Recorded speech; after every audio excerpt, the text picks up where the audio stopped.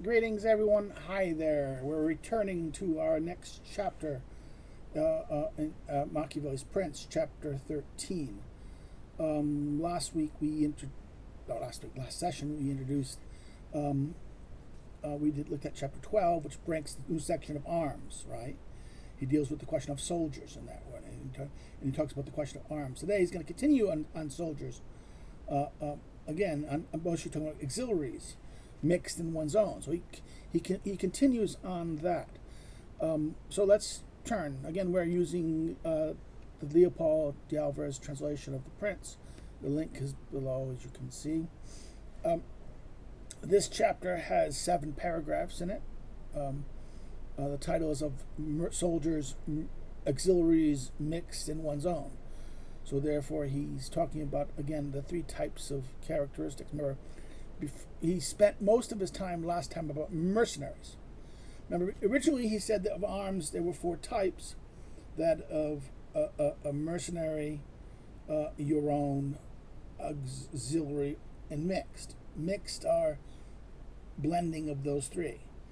He then basically spent last chapter totally arguing against mercenaries. But then at the same time he said 2 things in it. Remember, in the last chapter, he said that both mercenary and auxiliary arms are dangerous, but he then speaks of mercenary arms being useless, and then goes on to the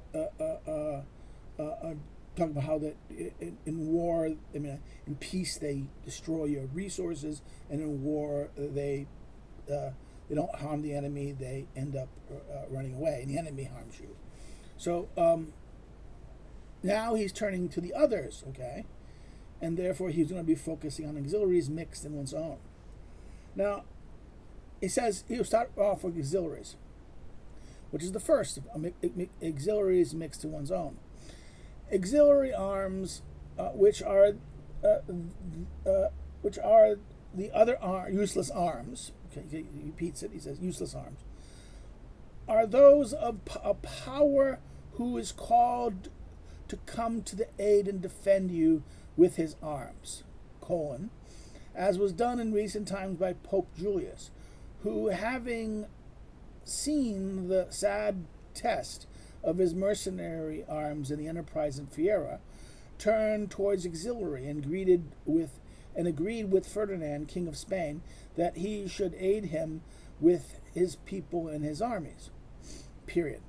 These arms can be useful and good in themselves, but they are almost always harmful for the one who calls them in. Because if they lose, you are left undone. If they win, you are left their prisoner. Okay. In other words, an example of Julius, Pope Julius, and his relying on Spanish arms. Auxiliaries are basically allies, the powers that you bring in to do it for you. You're powerless. You don't have enough soldiers, or you don't trust your own. You have mercenary arms, like Pope had. The Pope had mercenary arms. Those mercenary arms didn't suit him. They failed him in the past, and now the auxiliary arms, he relied on them. The danger of them is, okay, now they can be useful, he says, but the problem is, if they lose, well, you're undone. You're left undone. You're lost. You have no means to save yourself or redeem yourself. And if they win, well, they won. And the powerful gets to determine what they do out of the winning. So therefore, that's why you're left their prisoner in that sense if they win. If they win, they're in charge, and you're the prisoner. Your fate will determine how they determine what they're going to give you and what they can get will be their decision, not yours. Next paragraph, second paragraph. And although ancient histories are full of such examples, I nevertheless do not wish to admit this fresh example of Pope Julius II, whose part could have not been less considered. For in wanting Farina, he thrust all into the hands of a foreigner. Period. In other words, he wanted this province. He wanted Farina, so he thrust everything in his hand. He gave everything to the foreigner. Okay, the Spanish here, the King of Spain, Ferdinand. And so what does he do here? That's period. Now, next sentence. But his good fortune gave rise to a third circumstance, so that he did not gather the fruit of his bad choice. Semicolon. Now, what is this? In other words, fortune saves. Julius wanted this badly. He couldn't get it himself. Therefore, he brought in Spain, Ferdinand of Spain. Spain helps him get it, but then instead of losing, and if you lose, you're lost, and if you're won, you're his prisoner. Fortune gives Julius a third circumstance. What is that third circumstance here? It says, so that he did not. In other words, a third circumstance, so that he did not gather the fruit of his bad choice. Semicolon. For when his auxiliaries were beaten at Ravenna, the Swiss rose up outside of every expectation, his as well as the others, and chased out the victors, semicolon. And it came about that he neither remained a prisoner of his enemies, who had fled, nor of his auxiliaries, for he had won with the arms other than theirs. Period. What happened was this, in that sense. This battle, the Spanish didn't win it. The Spanish lost. The French defeated the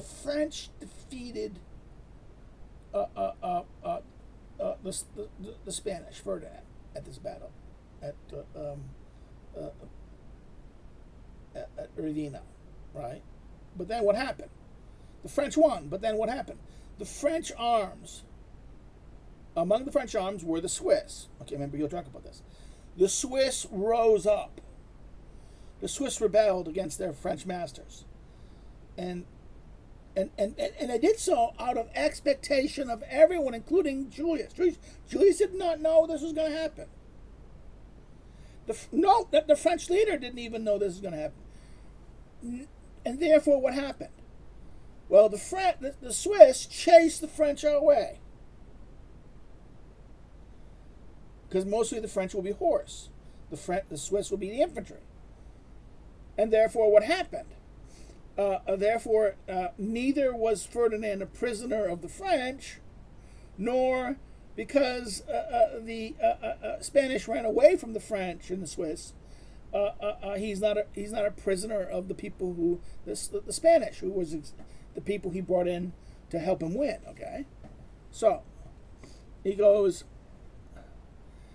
In other words, they chase out the victor, and therefore he neither remained a prisoner of his enemies who had fled, nor of his auxiliaries. For had he won with arms other than theirs, they had won with arms. He'd won with arms, not of the auxiliaries. The auxiliaries didn't give the victory.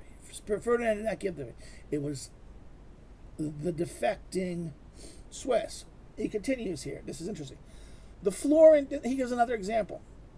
The Florentine, being wholly unarmed, brought in 10,000 Frenchmen to conquer Pisa, which semicolon, by which decision they brought more danger to themselves than at any other time of their troubles.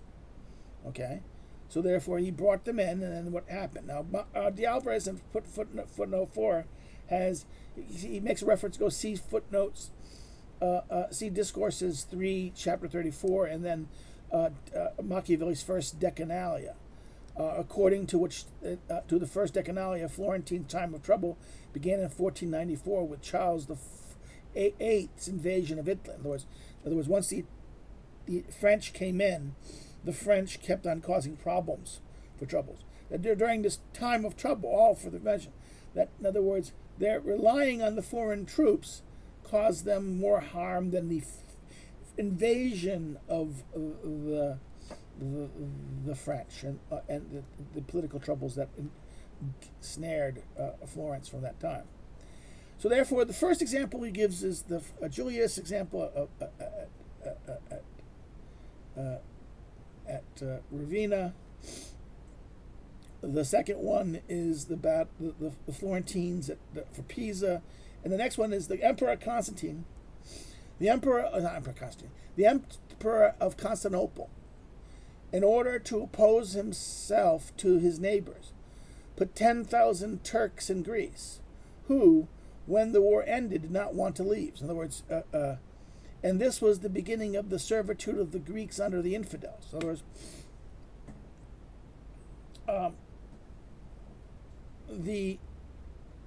that example is even more odious in that sense. He says, this is footnote 5 on page 85 of the Alvarez translation. He goes, John Cassilis, 1291 to 1380, in his struggle against the Pentalong dynasty, hired 10,000 Turkish horse with Solomon, the son of the Sultan, at the head. In so doing, he gave the Turks their first foothold in Europe. Again, different. The Turks, the first foothold in Europe.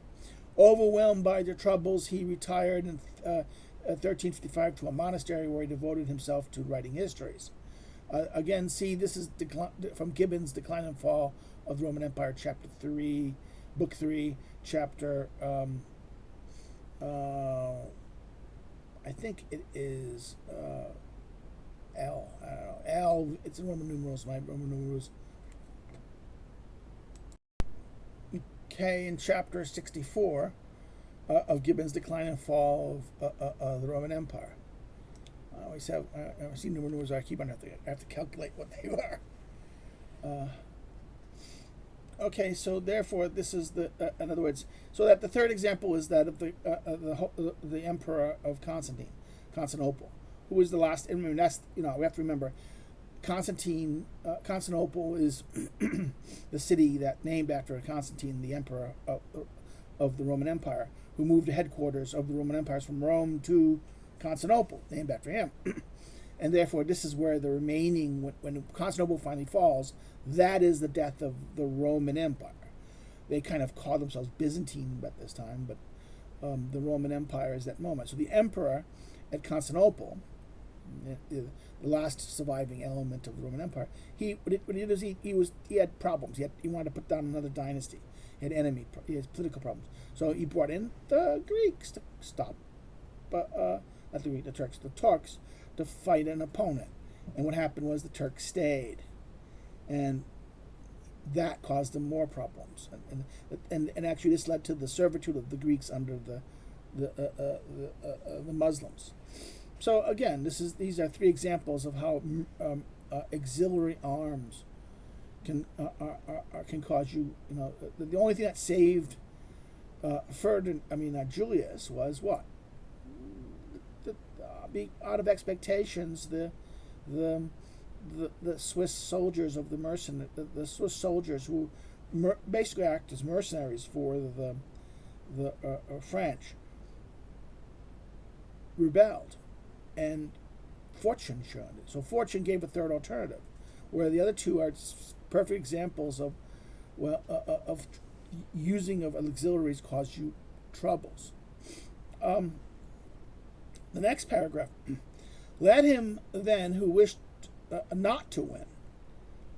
Let him then who wishes not to win avail himself of those arms, for they are much more dangerous than mercenary ones. In other words, period. Now,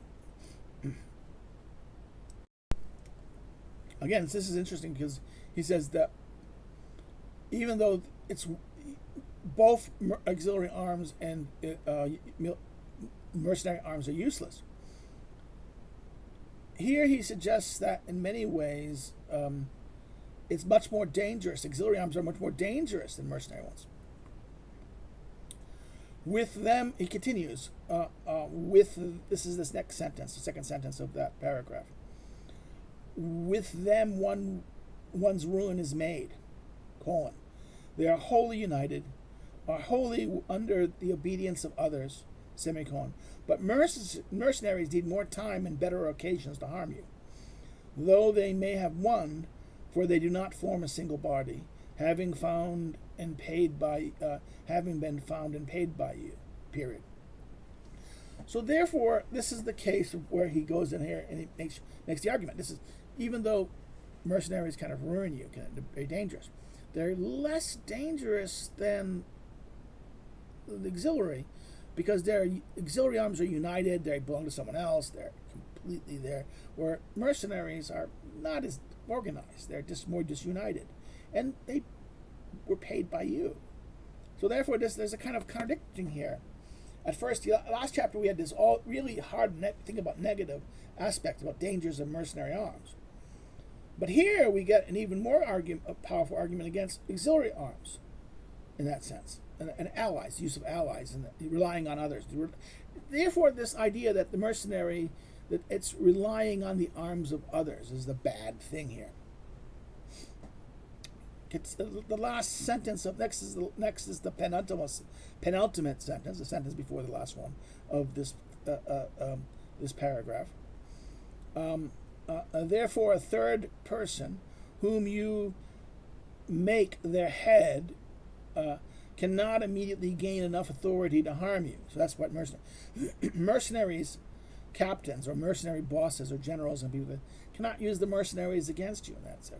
So that's why a third person whom you've made their head cannot gain enough authority to harm you. In some, mercenaries' insolence is more dangerous.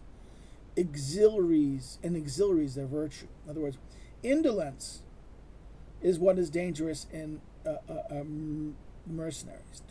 Is most dangerous. Indolence here is this,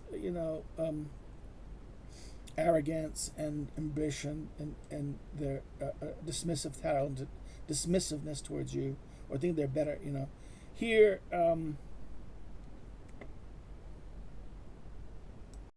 I'm sorry. This allergy's been bothering me. So, indolence is their laziness. They're slackers. Indolence means they're not as active, not as energetic, not as they're kind of like a bunch of millennials or Zoomers, right? Slackers, right? Or Gen Xers, This idea that they're lazy, insolent, a couch potato, right? Insolent is kind of a sin. It's like a form of lethargy or lacking of energy. So therefore, the mercenaries' insolence is always dangerous in that sense for you. Their laziness and their unwillingness. In the auxiliary, that laziness or that things become a virtue. In other words, this is this playingfulness of what Machiavelli talks about. That the insolence of mercenaries is most dangerous for you, but in auxiliaries, that laziness and that things becomes a useful thing for you. Now we turn to the next paragraph.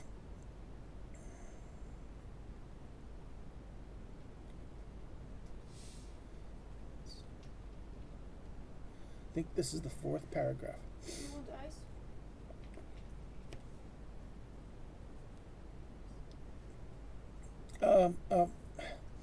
A wise prince, therefore, has always avoided these arms and turned to his own.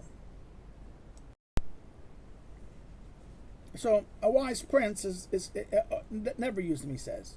He doesn't use, actually suggesting is them here is both auxiliaries, right? Because the subject matter seems to be auxiliaries. But rather, but also mercenaries that rely on their. A wise prince always relies on his own, he says in that first sentence. Okay, next sentence of this paragraph. He has wished rather to lose with his own than win with those of others, comma, judging that it is not a true victory when with alien arms it has been acquired. It is not true victory which with alien arms it has been acquired. So has been acquired. So therefore, this is a very constructed sentence in Italian, and therefore he does it. In other words, if you've conquered it through the Alps of alien arms, not yours, it's not really yours. It's not really the victory is not really yours. It belongs to whoever whose arms it was. And then he turns to the next sentence here, as I shall never doubt of citing Cesare Borgia in his actions. Period. This duke entered Romagna with the auxiliary arms, conducting only French troops, and then he took, with them he took Imola and Forlì, period. But when such arms no longer appeared to him safe, he turned to mercenaries, judging these were less dangerous, and he hired the Orsini and the Ventilli, period.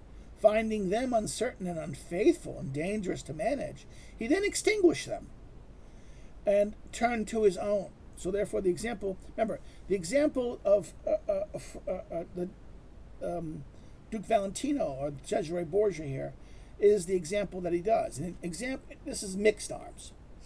He's not totally mixed all the time. In other words, first he relied on the French, then he relied on mercenaries, then he relied on his own. When he saw that the mercenaries he exterminated the leadership of the mercenaries and made them his own. This is why it's a very interesting example from that regard. Okay, and then he continues. In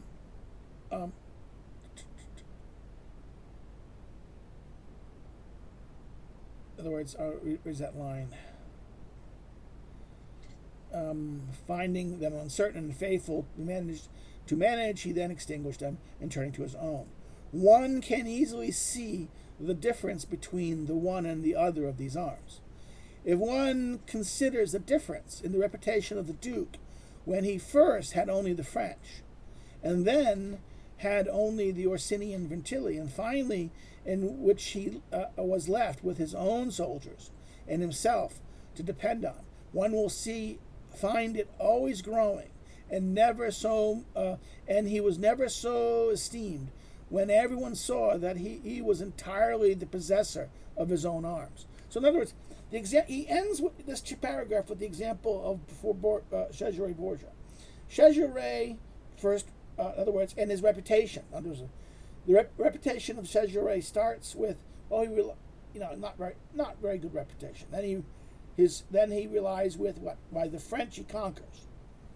And then what is that? With the French he conquers, but not really respected. Reputation is not great because it's the French who achieved the victory, not him, in that sense. Then he turns to mercenary arms, and his use of the mercenaries make him more respected. But then these are dangerous arms, as Machiavelli talked about in the previous chapter. And this one, they're in one sense they're not useful because they don't really win you battles, always, and they're unstable, they're unsafe. So he says what? Then they became unfaithful, right? They became unfaithful. They became uncertain and unfaithful and dangerous to manage. So what he did, he got rid of them. He exterminated the leaderships and made the soldiers his, and therefore they became his soldiers. And with his soldiers, his victories and accomplishments became his, and his reputation. So therefore, it was higher than when they were relying on the mercenaries. So every stage, his reputation becomes greater. As the argument Machiavelli is making here is that with your own arms, people will respect when you do it yourself, rather than having other people do it for you. You're less respected if you have to have other people do your stuff for you. And then if you're relying on mercenaries, you don't have enough even for you. In other words, the level of respect will increase and when finally it's yours, that you're doing it yourself. And you're doing it with resources that you can trust and you can control.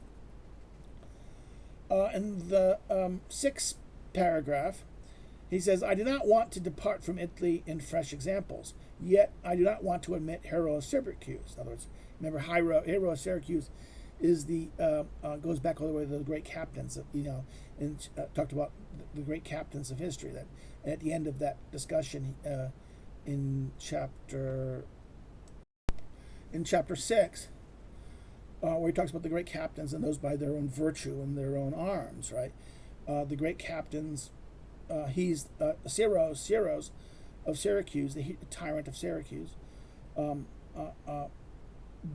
is again Rhetorus, right? Not when I met Hero Syracuse, who was one of those named above by me, right? He talked about that. That man, as I said, made the head of the armies of the Syracusans. He was made the head, so he was the head of the mercenary arms. He immediately came to know that the mercenary arms were not useful, because it was like our Italians' condotte, which is the condotte. The condotte. Again, mispronouncing I apologize, mispronouncing the Italian. And since it seemed to him that he could neither keep them nor let them go, he had them all cut to pieces. His hero killed them, the mercenary soldiers he relied on. And from then on, he waged war with his own arms, not with alien ones. Okay, so the example first is the example of Hero. The next sentence, I will wish also to recall to memory a figure from the Old Testament made for this point. So he's gonna wait a minute. In other words, he really wanted to stay with 8 modern examples, but he gives one from the ancients, from Xenophon, Hiero, from Hiero's thing that he mentioned earlier in chapter 6, and now he's bringing up. Remember in chapter 6, he always remember Moses, but now he turns to David, not Moses. Continue. When David offered himself to Saul to fight Goliath, the Philistine challenger, Saul, in order to give him courage, armed him with his own armor, which, as soon as David had them on, he rejected them, saying, he could not be as good worth with them as by himself, and that he therefore wished only to find the enemy with his sling and his knife. Period. Now, okay, there's one more sentence in this paragraph, but this is important to address, this metaphor of an 8. In other words, and this is from Samuel 1 Samuel 17, chapter 17, verses 38 to 40 and 45 through 47. It's also repeated by Machiavelli in his Discourse, Book 1, chapter 29 and chapter 26.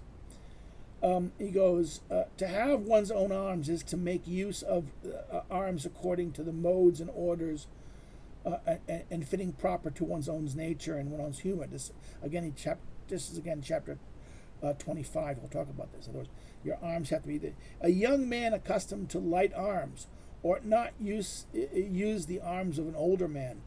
A cautious man ought not to use the arm of an impetuous or bold man, nor should a compassionate man use the arms as would one with a harsh and bitter nature. Again, see Discourses, Book 3, chapter 21 on this point. Because Machiavelli's point here is that the arms you use should reflect who you are. So they should reflect who you are and what you are. And therefore, there needs to be the mode you use should be, the mode and order that you use should reflect. In weapons, arms here, the tools of war are the things that you're going to, mode into your action to accomplish. Now, the example he gives of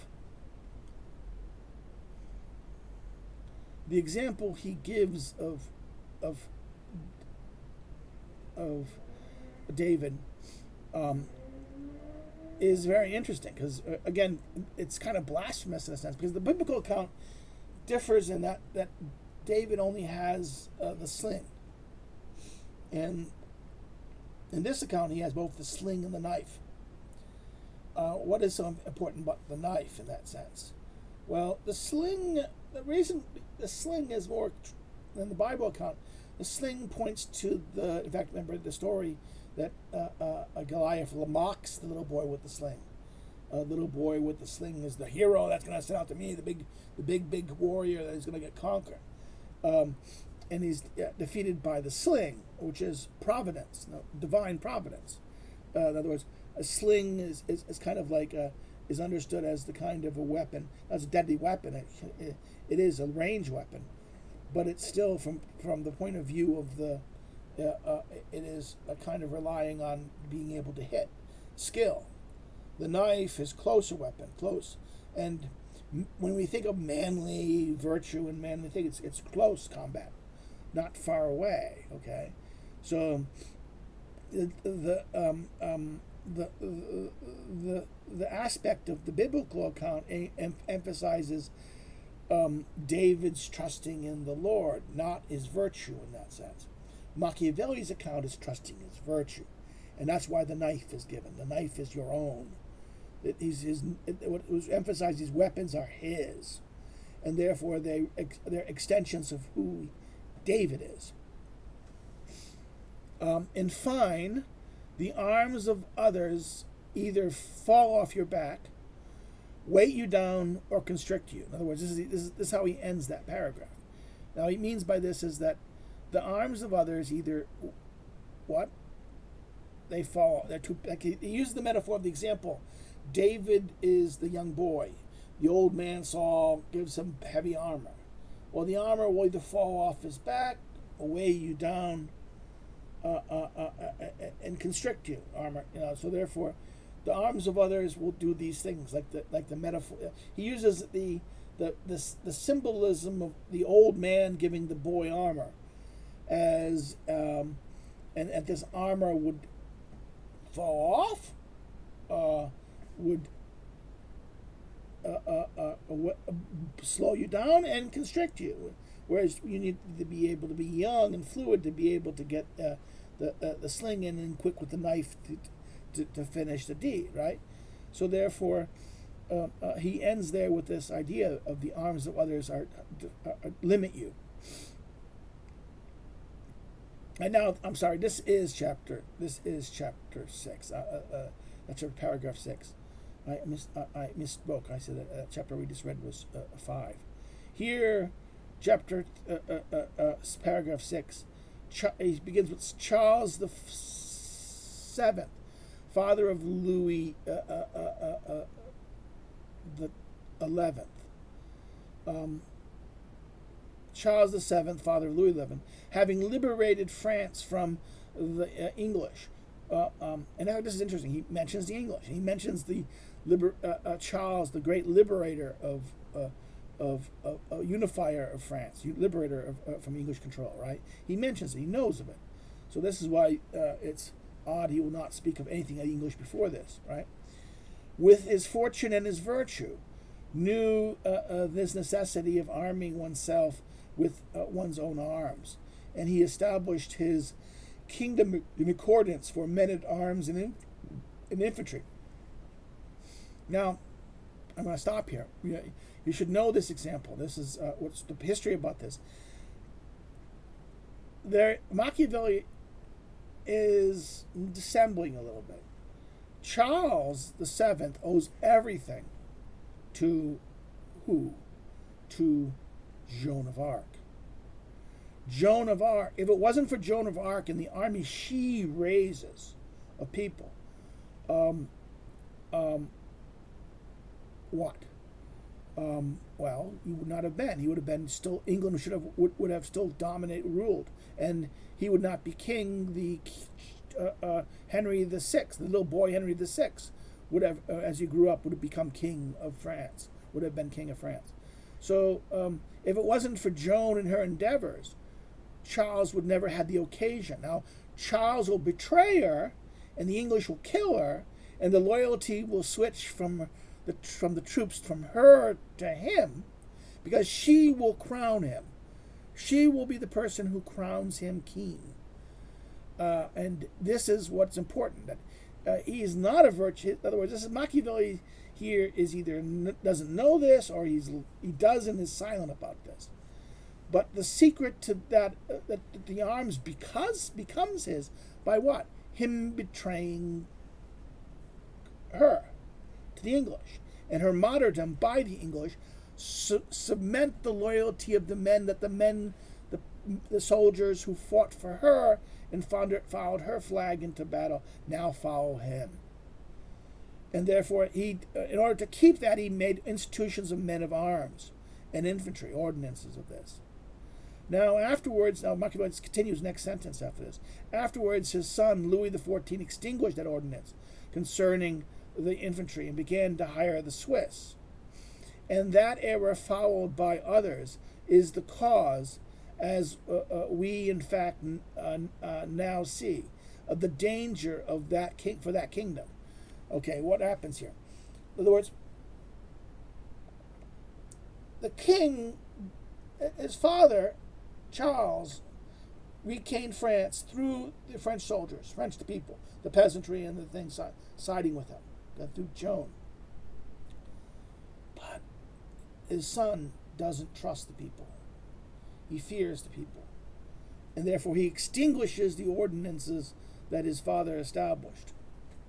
And because of this, he had to rely, for his infantry and his soldiers, he had to rely on the Swiss. And in doing so, and also the Swiss and the Germans. Here, hire the Swiss. In other words, he says that in Louis XI, 1423 to 1483, reorganized the French armies. In 1474, he disbanded the free archers for their cowardice and lack of discipline and replaced them with brought infantry from Swiss and Germany. The reign of Louis VI usually marks closely with the feudal marks the close of the feudal order and begins the modern monarchy. He says, so that is, in other words, no longer the feudal order, no longer trusts the French locals to be archers, and that he now he brings in the French and German arms, and therefore this raises the question of the rise of German arms, and that there he says this becomes a problem, and this is the era, he says, that Machiavelli says, that followed, this is the cause of the danger of the French. He'll continue now. For having given reputation to the Swiss, he debased all his arms. The infantry was wholly extinguished, and he made his men-at-arms dependent upon the arms of others. So in other words, the cavalry simply maintained. The cavalry maintained it's his own arms. The nobles and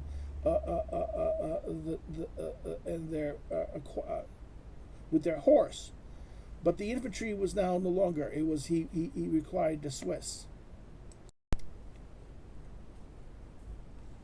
So therefore, the undoing of the ordinance of Charles by his son Louis basically makes the Swiss the arbiter of the things. Okay, he says that, and he says, having come accustomed to soldiering with the Swiss, they come to suppose that they could not win without them. From whence it arises that the French are not enough against the Swiss, and without the Swiss they refuse to test themselves against the other. Period.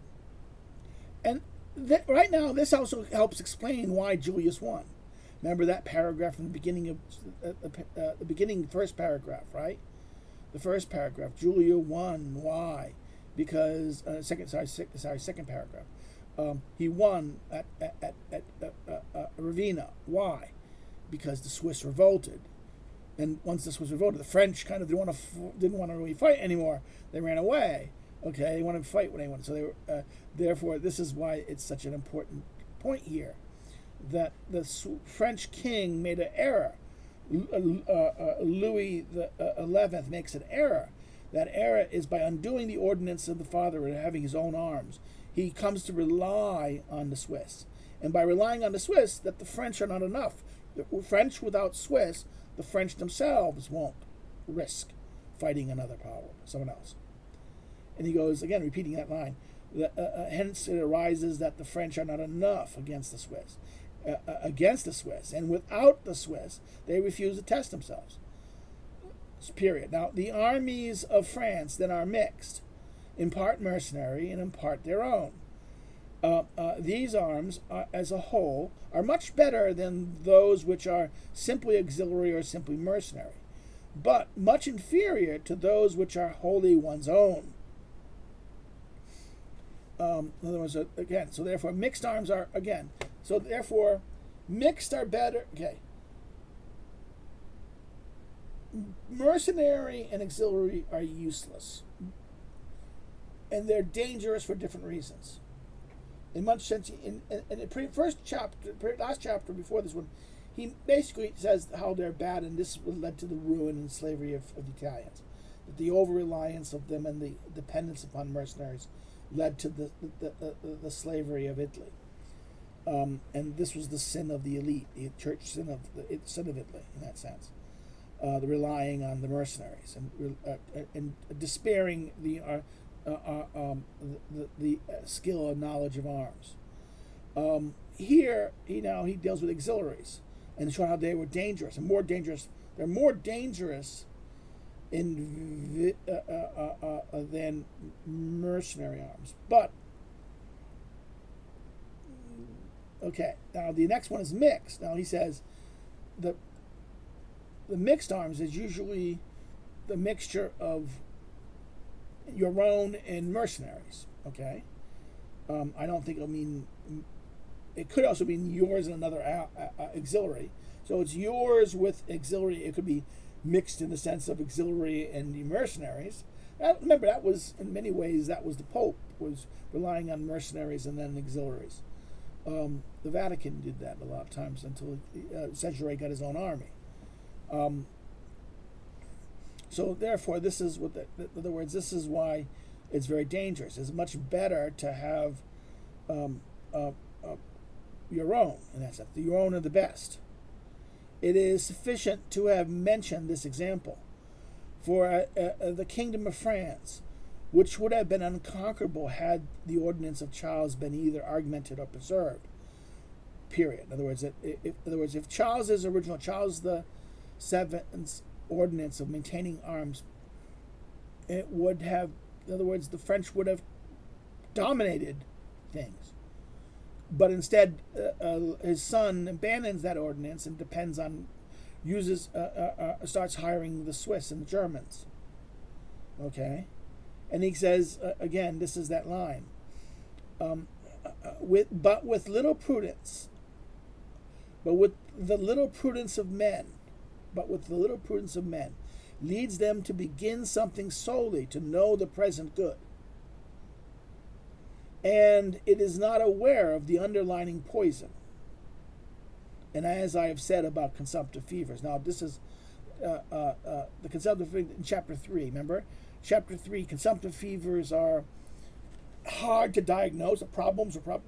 These are hard to diagnose, easy to cure, but once it's obvious to know what the problem is, then it's very difficult to cure, and maybe the cure will kill you. Okay? So consumptive fevers are example. He talks about this, and this is the same thing. That the present good sometimes leads us to make bad decisions that will cause long-term poisons. They become you ingest the poison. You ingest something that will undo you. Okay, so therefore you should be careful of when you in other words, you choose. You're not aware of the underlying poison of that within the choice you make. Every choice, there's a possibility there's always cost and benefit. There's always a cost and benefit. But sometimes the cost is hidden. Sometimes the cost is not immediate. Sometimes the cost is that over time the cost of something is so, then it is then that it becomes prohibitive and you wouldn't have done it. By the time you don't see that, you don't think of that. So therefore, this is why he makes you remind you about the problem of consumptive fevers, that these and therefore you don't always necessarily see that this is the poison until it's too late, when the poison is actually manifesting itself and it's obvious that's there. The cure usually often kills the patient. He says. And this leads us to the last paragraph of this chapter. Therefore, he who does not recognize evil when they're being born in a principate is not truly wise. And this is given to few. In other words, only few people will be able to have the wisdom in order to. The wisdom is given to a few.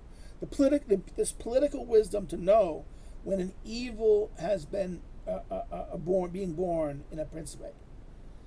In other words, when is something going to be an evil? An evil is what? That brings harm. And what is an evil? The evil is not necessarily evil in the normal sense. He means evil here is that something that is going to bring harm and destruction to the state, to your people, the political community. So something is going to be a real danger, something that's going to cause disunion, or crisis or cases. In other words, something can be done, you think it's a good, but really it's a bad.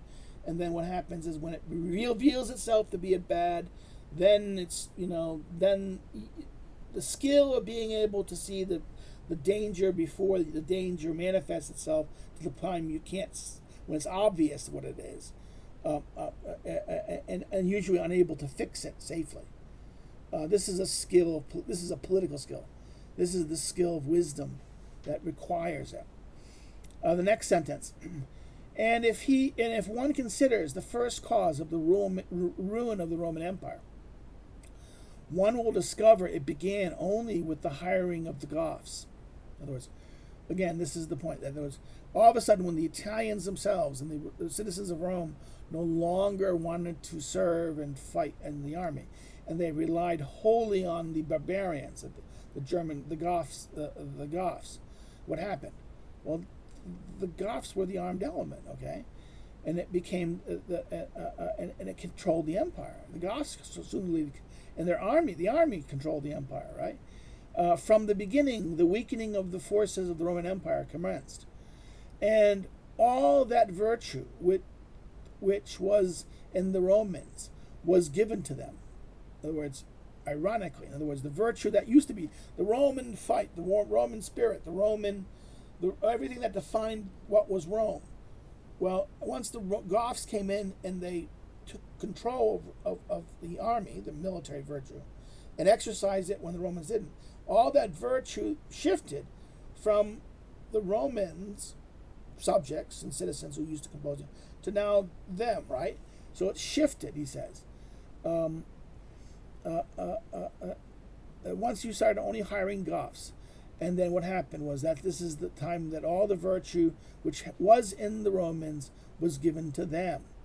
I conclude then that without having its own arms, no principate is secure. On the contrary, it is wholly obligated to fortune, not having that virtue which with faith defends it in adversity. In other words, what will allow you to defend yourself in cases of adversaries, or things that bad times? What is able to allow you to overcome that? Well, this is your own resources, your own virtue, your own tools. If you're relying on others, relying on chance, fortune, or relying on others' tools, either not your soldiers, mercenaries, or auxiliaries, you're endangering. This is going to be endangering in that sense. He says that I conclude then, without having its own arms, no principate is secure. On the contrary, it is wholly obliged to fortune, not having that virtue which, with faith, defends it in adversity. Next sentence. It has always been the opinion and the saying of wise men that nothing is so infirm and unstable as the fame of power, which does not rest upon one's own strength. Now, this is a saying from Tacitus, Annals, book 8, book 8, and then section 19. The passage is Tacitus is nothing of mortal things is so unstable and uncertain as the fame of power that does not rest upon one's own strength. Now, Machiavelli is purposefully playing with this in that sense. He kind of distorts the thing, saying that, in other words, your own arms, rests upon you, and that therefore this is if without this, there's nothing unfirm and unstable as the fame of power, which does not rely on your own strength. In other words, then he continues, next sentence, one's own arms are those which are composed either of subjects or of citizens or of your dependents. All others are either mercenary or auxiliary. So again, the arms are composed of your subjects or of your citizens. The subject. A subject is those you rule over. And remember, you're ruling them, they're benefiting from you. Those who are benefiting you. That means those not benefiting you, those whom you are benefiting. Those are the subjects. Your citizens are your fellows, your friends. Those are the people who are your fellow citizens, your fellowship in that sense. And then those are your dependents. Those are in many ways, citizens are dependent on. Citizens aren't dependent. Who is dependent on you? Your subjects are dependent upon you. So those who are dependent upon you and your are both subjects and those who, in the broader sense of those within your immediate dependent. Those are dependent on it. These are your own. Now this is very interesting. Now this idea of citizens, this is also your friends too. So remember, that's what he talked about this. And the mode of ordering one's own arms will be easy to find if one will discuss the order of the four named above by me. In other words, again, he means who are those? Those are, again, referring to the four mentioned in this chapter. In other words, he mentioned there's four people mentioned above. Now, who is he thinking about? The four above, that is Caesar Borgia, hero of Syracuse, David, and Charles the Seventh of this chapter, or the four above, the four mentioned in chapter 4, which were Moses, Cyrus, Romulus, and Theseus. Hero of Cyprus is added to the list in chapter 4, and Philip of Macedon to the list here in chapter 8. We have thus two lists, each composed of 5 men. Again, this is page 60. This is note 13 at page 86 and 87. Each naming 5 men, of whose modes and orders Machiavelli reposes his faith. In other words, there's faith. He has faith in these examples in that sense, right? So therefore, you have a very interesting thing in this note, that the faith of this moment is by him. And then at the very end, he says, and now we will see how Philip, father of Alexander the Great, and how many republics and princes have armed and ordered themselves, period, semicolon, full colon, sorry, to which orders, comma, I, comma, in all things consign myself. In other words, he's consigning himself, and this is very interesting. In other words, again, this is page 87. De Alvarez says, the meaning of the remiti is to deliver oneself over, to consign oneself something totally. So Machiavelli thus as to rely entirely upon someone or something. Now, in this chapter, in another chapter, De Alvarez points out in chapter 23, the last paragraph below, Machiavelli speaks of the unwise prince who, by chance, consigns himself entirely to a prudent counselor, and there also uses this same ways. So unless by chance he consigns himself to one who alone can govern him, right? This is from that chapter 23. One may also speak of resigning oneself, that is, yielding oneself, as one would say that one resigns himself to God's will. Thus, it would seem that an unwise prince should give himself over completely to a prudent counselor. This is what will be seen again. So, if we look at the prince as a whole, this is the implication of this line and plus the other line. If you get from reading the whole prince, that a prudent prince would a prince should kind of consign himself to a prudence. Again, what is Machiavelli doing here? This whole book is written to a prince, hoping that the prince will listen to him, right? This is the case. Machiavelli gives himself over to these orders. So he gives himself over to these orders himself. Machiavelli here listens to these two lists of 5. Remember the 2 lists. The list of 5 here at this chapter will be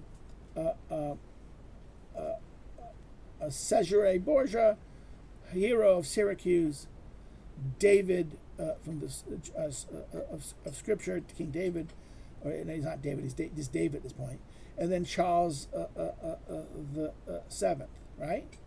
This is the example of these prudent rulers, and then last but not least, Philip of Macedon, for this chapter.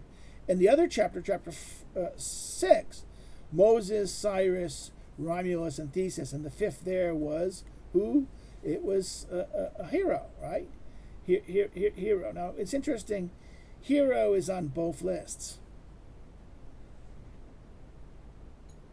Hero is on both lists of 5. He is unmentioned in the first list. He's the add-on on the 5th, whereas Philip is the add-on here. So therefore, this is a very interesting kind of moment how he does this. And Machiavelli ends this chapter by saying he consigns himself totally regarding knowledge about these things. In other words, he ends it, now I repeat the sentence. And the mode of ordering one's own arms will be easy to find if one discusses the orders of the 4 named by me above. These are, again, 2 things, right? The 4 become 5. And if one sees how Philip, father of Alexander, and how many republics and princes have armed and ordered themselves, to which orders I in all things consign myself. In other words, he consigns himself to this, obedient to these examples. And this ends that chapter. Well, again, we've had little breaks. I'm sorry, maybe you noticed that because of the allergy problem. I hope you liked what here. And if you've liked what here, please give it a like button, hit like. If you have any questions, please put it in the comments below. Follow me on social media. Again, information below. If you're interested in the book we're using, the Alvarez translation, the link again is below. And if you would like more of this and the other things that I kind of talk about in other subjects, please subscribe to this channel. Okay? Okay, until next time when we turn to the next chapter 14. See you later. Bye-bye.